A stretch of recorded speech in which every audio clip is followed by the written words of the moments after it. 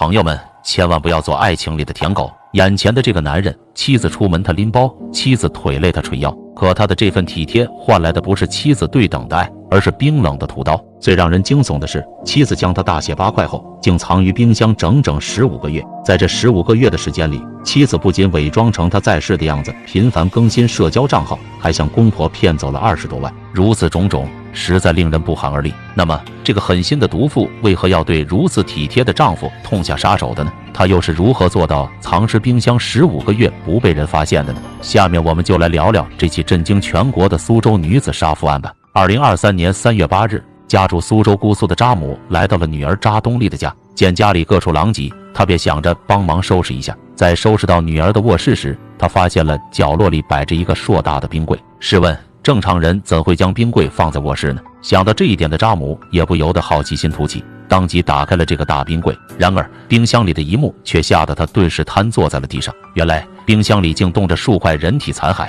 回过神后，扎母赶忙叫来了女儿，冷着脸质问她这一切究竟是怎么回事。出人意料的是，扎东丽竟没有表现出一丝慌乱，她一脸淡定地告诉母亲，这些尸块正是自己丈夫庞宏伟的。听到这句话的扎母再一次陷入了震惊，她怎么也没想到自己竟会以如此惊悚的方式见到整整15个月都未见到的女婿，更没有想到自己的女儿竟会亲手将女婿大卸8块。之后被这一切差点吓得半死的扎母将情况告诉了扎父，两人经过商讨，一致决定劝说女儿前去自首。就这样，扎东丽于3月9日的早上来到了警察局自首。警方了解情况后，火速立案调查，并将此事告知了庞宏伟的父母。当晚，收到儿子死讯的庞父庞母在悲痛之余也尤为愤怒。之后，他们更是将扎东丽杀害儿子的事情发布在了社交平台上，控诉扎东丽的歹毒。与此同时，警方也在紧锣密鼓地调查案情。随着调查的深入，这起案件中更多不为人知的细节也逐一曝光了出来。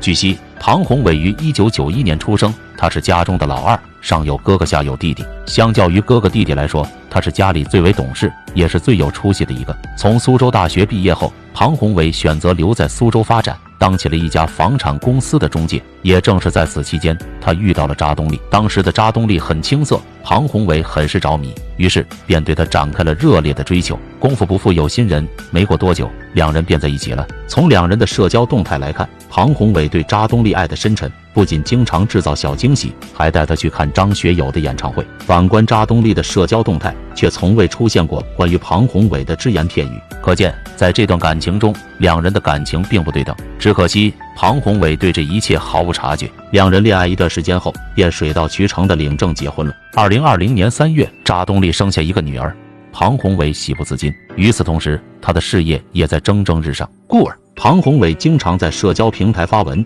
感叹自己当下的生活有多么幸福与美好。只可惜，这份幸福只是浮于表面的，根本经不起仔细推敲。有时候，深情到了一定程度，就容易变成怨种。譬如姑苏杀夫案中的受害者庞宏伟，便是一个很好的现身说法。哪怕老婆透支信用卡给男主播打赏36万元，他都无底线的包容。只可惜，他的包容在老婆眼里根本不值得一提，以至于最终落得了被藏尸冰柜整整15个月的凄惨下场。那么，这究竟是怎么回事呢？2021年，庞宏伟成立了一家房地产公司，但因为受到大环境的影响，没过多久，他便将公司注销了。不过，庞宏伟并没有就此沉沦，而是在不久后又注册了一家美食类的传媒公司，想要通过探店的方式来挣钱。也正是在此期间，他与扎东丽的感情发生了变化。据庞宏伟的哥哥讲述，21年10月份时，弟弟曾跟自己诉苦，扎东丽给某音乐平台的一个男主播打赏了36万元。而当时的扎东丽表示，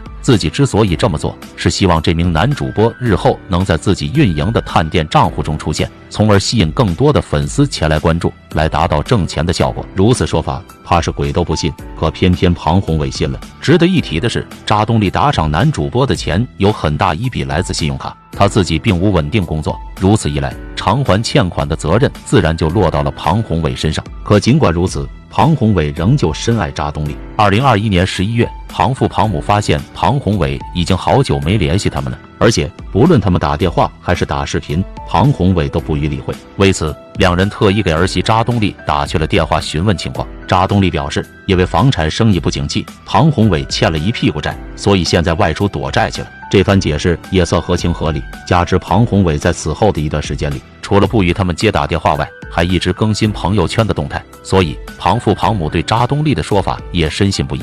2022年2月，庞宏伟开始3番5次的给父母和兄弟发消息要钱，第一次是以房租到期为由，第二次则声称自己欠别人钱，再到后来，他甚至懒得再找借口。起初，庞家人也不疑有他，直到他们拢共借给庞宏伟20多万，但发现他始终不接电话，才意识到不对劲，不再给他转钱。此时的庞家人还不知道，庞宏伟早已被扎东丽大卸8块后藏于冰柜了。看到这里，有人会问，庞宏伟失踪这么久，庞家人为何一直不报警处理呢？事实上，庞家人曾不止一次的报警，但当地警方却说，只有身为配偶的扎东丽报警，他们才能立案。就这样，庞宏伟的尸体在大冰柜里待了整整15个月，直至23年的3月8日，扎某意外掀开冰箱。2023年3月20日，扎东丽被警方依法逮捕。虽然这起案件已经移交至了法院审理，但审理过程并未公开，审理结果也暂未公布。但小编认为，等待扎东丽的结局必定不会太好。如此恶妇，哪怕被千刀万剐，也无法弥补庞家人心中的伤痛。大家觉得呢？